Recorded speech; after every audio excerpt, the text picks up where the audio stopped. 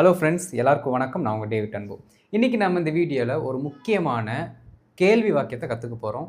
இது everyday communication நம்ம அதிகமாக யூஸ் பண்ணக்கூடிய ஒரு வார்த்தை நண்பர்களே. ஸோ வீடியோவை ஸ்கிப் பண்ணாமல் பாருங்கள், ஃபுல்லாக பாருங்கள், அப்போ தான் உங்களுக்கு புரியும். சரிங்களா?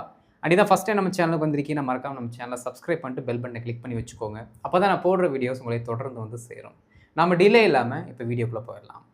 ஃப்ரெண்ட்ஸ், அடுத்த மாதத்துக்கான பேசிக் டு அட்வான்ஸ் கோர்ஸோட அட்மிஷன் நம்ம ஸ்டார்ட் பண்ணிட்டோம்.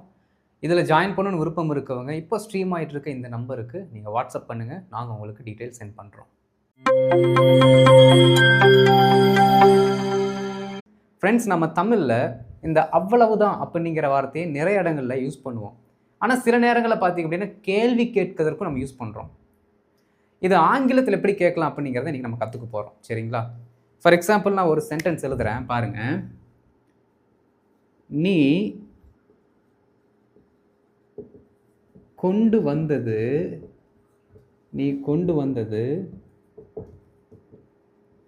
அவ்வளவு தானா அப்படின்னு கேட்கலாம்.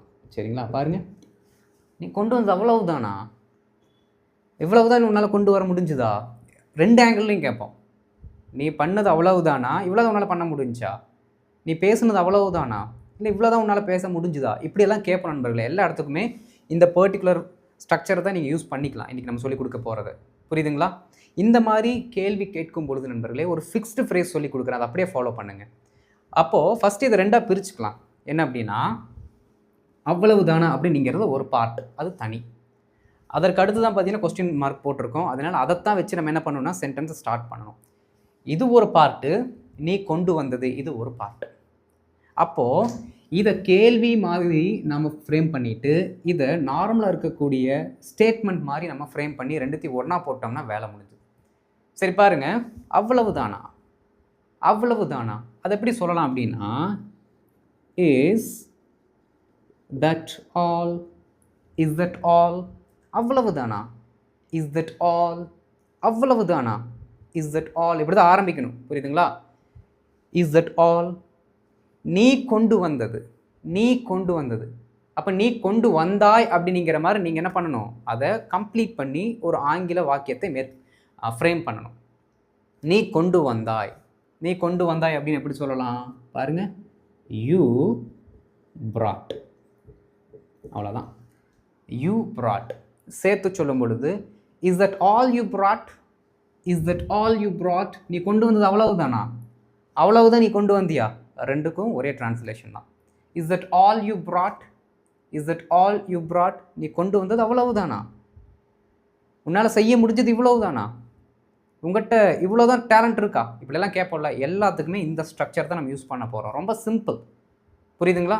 இப்போ இதை வச்சு ஒரு சில எக்ஸாம்பிள்ஸ் டக்குன்னு பார்த்தோம் அப்படின்னா இந்த டாபிக் நமக்கு நல்லா அண்டர்ஸ்டாண்ட் ஆகிடும். சரிங்களா? இப்போ நம்ம டிலே இல்லாமல் எக்ஸாம்பிள்ஸ்குள்ளே போயிடலாம்.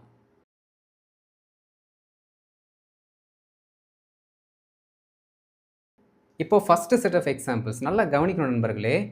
இந்த பர்டிகுலர் கொஸ்டினை நீங்கள் என்ன டென்ஸில் வேணாலும் பின்னாடி வரக்கூடிய இந்த மெயின் கிளாஸில் போட்டுக்கலாம். ஓகே? ஏன்னா அந்த கேள்வியை நம்ம ப்ரெசென்ட்டில் கேட்குறோம், சம்பவம் எந்த டைமில் நடந்துச்சு அப்படிங்கிறத பின்னாடி அதற்கு ஏற்ற டென்ஸை போட்டு நம்ம சொல்லிக்குவோம். புரியுதுங்களா? ஃபார் எக்ஸாம்பிள், அவ்வளவுதான் உன்னால் கொண்டு வர முடியுமா, ஓகே, அவ்வளவுதான் உன்னால் கொண்டு வர முடிஞ்சுதா. இப்போ பின்னாடி வரக்கூடிய அந்த முழு வாக்கியத்தில் வரக்கூடிய அந்த வேர்பை நம்ம என்ன டென்ஸில் வேணாலும் போட்டுக்கலாம், மீனிங் வந்துடும். ஓகே? சரி பாருங்கள், உனக்கு தெரிந்ததெல்லாம் அவ்வளவுதானா, அவ்வளோதான் உனக்கு தெரியுமா, உனக்கு தெரிஞ்சதெல்லாம் அவ்வளோதானா, இப்படி நம்ம கேட்போம். ரொம்ப சிம்பிள். உனக்கு தெரிந்ததெல்லாம் இருக்குங்களா, உனக்கு தெரியும் அப்படிங்கிற மாதிரி மாற்றிக்கோங்க. அவ்வளவுதானா அப்படிங்கிறதுக்கு நமக்கு ஒரு ஃபிக்ஸ்டு ஃப்ரேஸ் தெரியும். அவ்வளவுதானா அப்படின்னா என்ன ரூட் வேர்ட் நான் சொல்லி கொடுத்தேன் சொல்லுங்கள். அவ்வளவுதானா அப்படின்னா very good. Is that all, அவ்வளவுதானா, இஸ் தட் ஆல், உனக்கு தெரிந்தது எல்லாம் இருக்குங்க. அந்த எல்லாம்ங்கிறது ஆளாக வந்துருச்சு. உனக்கு தெரிந்ததுன்னு இருக்கு, அப்போ உனக்கு தெரியும்னு சொல்லுங்க. அப்போ யூ நோ, அவ்வளோதான். Is that all you know, உனக்கு தெரிஞ்சதெல்லாம் இவ்வளவு தானா, இவ்வளோதான் உனக்கு தெரியுமா, ரெண்டுத்துக்கும் ஒரே அர்த்தம் தான். ஓகே பாருங்க, இஸ் தட் ஆல்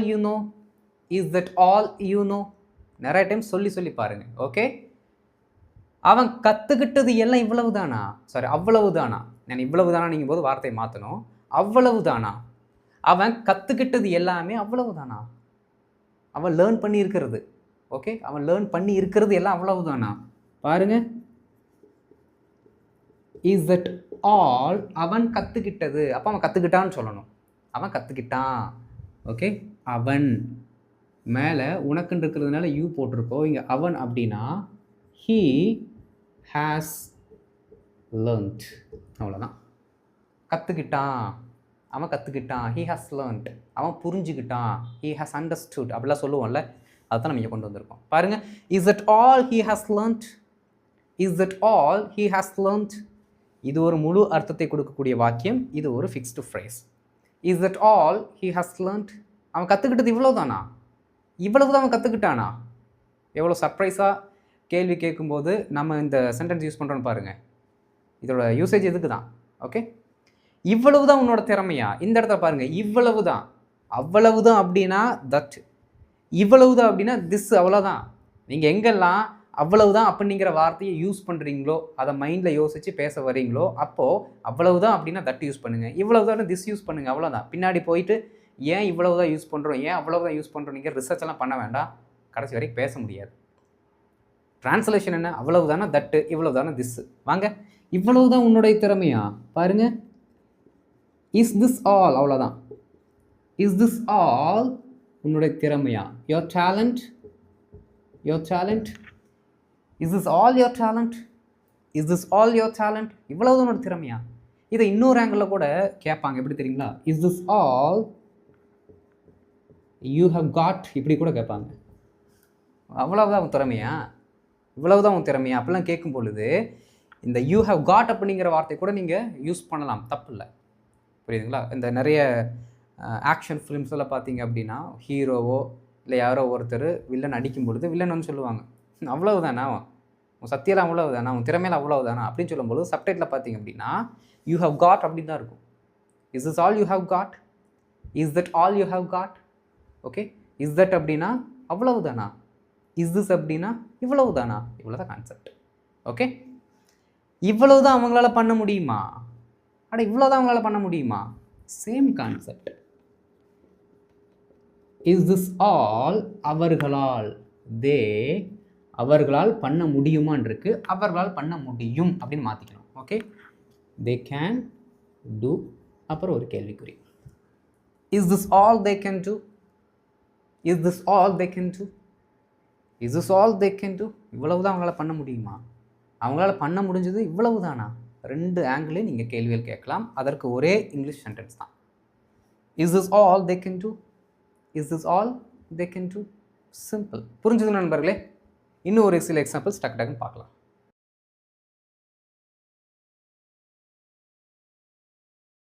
இப்போ அடுத்த செட் ஆஃப் எக்ஸாம்பிள்ஸ் ரொம்ப ஈஸியாக தான் இருக்க போகுது. நான் ஆன்சர்ஸ் எழுதுறதுக்கு முன்னாடி காமெண்ட்டில் டக்கு டக்கு டக்குன்னு என்ன பண்ணிகிட்டு இருக்கணும், நீங்கள் எழுதிட்டே வரணும், புரியுதுங்களா? உங்களுக்கு மேலே நிறைய பேர் ஆன்சர்ஸ் எழுதியிருப்பாங்க, அதை பார்க்காதீங்க, உங்களுக்கு தெரிஞ்ச ஆன்சர்ஸை நீங்கள் காமெண்ட்டில் போடுங்க, ஓகே.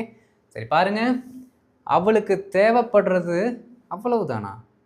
இன்னும் நிறைய டிமாண்ட் பண்ண மாதிரி இருந்துச்சு. அவளுக்கு தேவைப்படுறது அவ்வளவு தானா? அவ்வளவு தானா எப்படி சொல்லலாம்? Is it all? தேவைப்படுவது, அப்போ தேவை, அவளுக்கு தேவை அப்படின்னு நம்ம சொல்லும்பொழுது அது ப்ரெசென்ட்டில் தான் வருது. ஷீ நீட்ஸ் அப்படின்னு நம்ம சொல்லணும், ஷீ நீடுன்னு சொல்லக்கூடாது, she needs, okay. Is that all she needs? Is that all she needs? எப்படி? Is that all she needs? அவளுக்கு தேவைப்படுறதெல்லாம் அவ்வளவு தானா அப்படின்னு நம்ம சொல்கிறோம். இவன் சேமித்து வச்சது இவ்வளவு தானா? இவன் அப்படின்னாலும் ஹீ தான் இங்கே. இவன் சேமித்து வச்சது இவ்வளவு தானா? அவன் சேமித்தது பாஸ்ட், இவ்வளவு தானா? பாருங்கள், இவ்வளவு தானா? அப்போது is this all he saved? அவன் சேமித்தது இவ்வளவு தானா? சேமித்தது இவ்வளவு தானா? இவ்வளவு தான் அவன் சேமிச்சானா? Is this all he saved? Is this all he saved? கேள்வி டோன் வரணும். Is this all he saved? Is this all he saved? Simple. இன்றைக்கி அவ்வளவுதானா? நம்ம கேட்பல ஒரு சில நேரங்களில், இன்றைக்கி அவ்வளோதானா? ஆமாம் அவ்வளோதான், இப்போ கிளம்புங்க. இன்றைக்கி அவ்வளவுதானா? ரொம்ப simple. Is it all for today? For today சொல்லணும், வெறும் டுடே சொல்லக்கூடாது, for today. Is it all for today? Is it all for today? இன்றைக்கி அவ்வளோதாங்களா? இன்றைக்கி இவ்வளவு தானா, இஸ் திஸ் ஆல் அப்படியே மாற்றிக்கணும். புரியுதுங்களா? என்ன வார்த்தை நம்ம சொல்கிறோமோ அதுக்கேற்ற மாதிரி மாற்றிக்கணும். அவ்வளவுதானா, இஸ் தட் ஆல், இவ்வளவுதானா, இஸ் திஸ் ஆல், பின்னாடி ஒரு முழு அர்த்தத்தை கொடுக்கக்கூடிய வாக்கியம் போட்டுக்கலாம். சில நேரங்களில் ஒரு நவுனை மட்டும் போட்டுக்கலாம். சரிங்களா? ஏன்னா உன்னோட டேலண்ட் இவ்வளோதானா, வெறும் நவுன் மட்டும் போட்டால் போதும். முழு அர்த்தத்தை கொடுக்கக்கூடிய வாக்கியம் மாதிரி நம்ம பேசுகிறோம் பார்த்தீங்களா, அவளுக்கு தேவைப்படுவது, அவங்களால முடிஞ்சது, இந்த மாதிரி சொல்லும் பொழுது தான் முழு அர்த்தத்தை போடணும். இவ்வளவு தான் உன் திறமையா, இவ்வளவு தான் உன்னோட ஸ்கில்லா, இந்த மாதிரி வெறும் வார்த்தைகளை மட்டும் சொல்லும் பொழுது, ஒரு நவுனை மட்டும் சொல்லும் பொழுது நவுனை மட்டும் போட்டு போய்க்கலாம். Okay, right. இவ்வளவு தான் உன்னால் கையாள முடிஞ்சா, இவ்வளவு தான் உன்னால் ஹேண்டில் பண்ண முடிந்ததா, கடந்த காலத்தில் நடந்த சம்பவத்தை இப்போ நம்ம கொஸ்டின் பண்ணுறோம். இவ்வளோதான் உன்னால் ஹேண்டில் பண்ண முடிஞ்சா, ரொம்ப சிம்பிள் பாருங்கள். இஸ் திஸ் ஆல் உன்னால், யூ கையாள முடிந்ததான் இருக்கு, கையாள முடிந்ததுன்னு சொல்லணும் பாசிட்டிவ்ல. You good handle, you good manage, மேனேஜும் சொல்லலாம், கரெக்டு தான். Is this all you good handle, is this all you good handle, is this all you good manage, is this all you good manage. புரியுதுங்களா நண்பர்களே? நீங்கள் தேவையான வேர்பை மாற்றி மாற்றி போட்டுக்கலாம். அவ்வளவுதான் அப்படின்னு சொன்னால் தட்டு, இவ்வளவுதான் சொன்னால் திஸ், இவ்வளோதான் கான்செப்ட். இந்த சென்டென்ஸில் இதுக்கு மேலே ஒன்றுமே கிடையாது, ரொம்ப ஈஸி. இதுக்கப்புறம் இந்த மாதிரி சென்டென்சஸை நீங்கள் சொல்லணும் அப்படிங்கும்பொழுது இந்த ஸ்ட்ரக்சர் யூஸ் பண்ணுவீங்களா? திரும்ப திரும்ப ப்ராக்டிஸ் பண்ணி இது உங்களோட ரெகுலர் சென்டென்ஸாக மாற்றுவீங்களா நண்பர்களே? Very good, very good. இந்த டிட்டர்மினேஷன் தான் நமக்கு வேணும். Super friends, right. இந்த வீடியோ பிடிச்சிருச்சுன்னா மறக்காமல் லைக் பண்ணிட்டு மற்றவங்களும் ஷேர் பண்ணுங்கள். அண்ட் இதான் ஃபஸ்ட் டைம் நம்ம சேனலுக்கு வந்திருக்கீங்கன்னா நம்ம சேனலை மறக்காமல் சப்ஸ்கிரைப் பண்ணிட்டு பெல் பட்டன் கிளிக் பண்ணி வச்சுக்கோங்க. அப்போ தான் நான் போடுற வீடியோஸ் உங்களுக்கு தொடர்ந்து வந்து சேரும். நம்ம அடுத்த வீடியோவில் இதே மாதிரி ஒரு இன்ட்ரெஸ்டிங் டாப்பிக்கில் மீட் பண்ணலாம். அது வரைக்கும் நல்லா ப்ராக்டிஸ் பண்ணுங்கள். Okay friends, thank you.